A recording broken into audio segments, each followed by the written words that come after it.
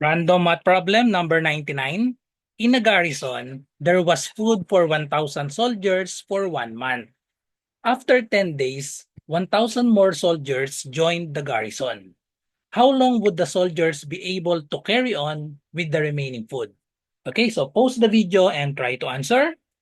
So the choices are 10, 15, 20, 25, and 30 days.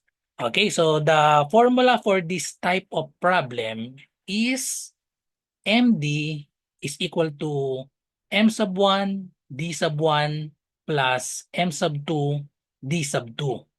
Where M stands for men and D stands for days.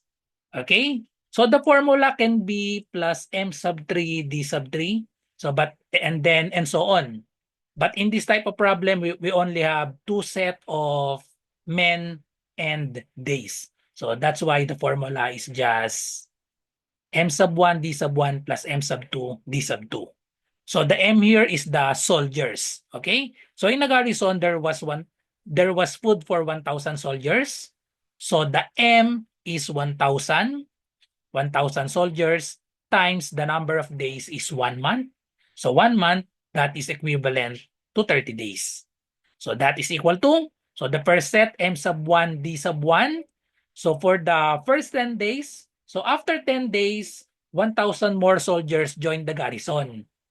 So that means for 10 days, for the first 10 days, the number of soldiers is still 1,000. Okay? So the M sub 1 is 1,000.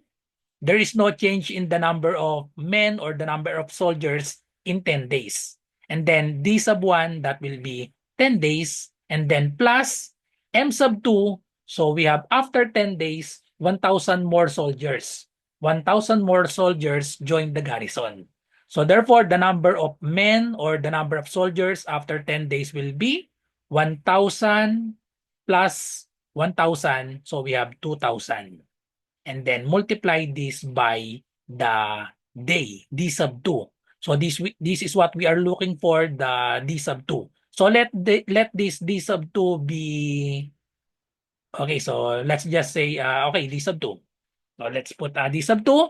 So the question is, how long would the soldiers be able to carry on with the remaining food? Solve the value of D sub 2. Okay, so just multiply this 1,000 times 30. So we have 30,000 equals 1,000 times 10, we have 10,000 plus 2,000 times D sub 2. Okay? So combine this, put 10,000 to the other side. So subtract 10,000 to both sides. So this will cancel out. 30 minus 10, 30,000 minus 10,000, we have 20,000 equals 2,000 D sub 2.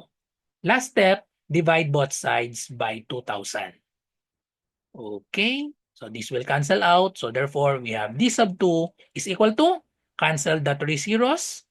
So we have 20 divided by 2, that is equal to 10. So therefore, for 10 days, the remaining food will, after 10 days, the food will last after 10 days for 10 more days. So therefore, the answer is letter A, 10 days. So that's all. So thank you for watching. I hope you learned something from this video. So if you have math question, just send me a message in my messenger, RJ Enseñado, or comment your question in this channel, GTR Math Tutorial. Bye-bye and God bless.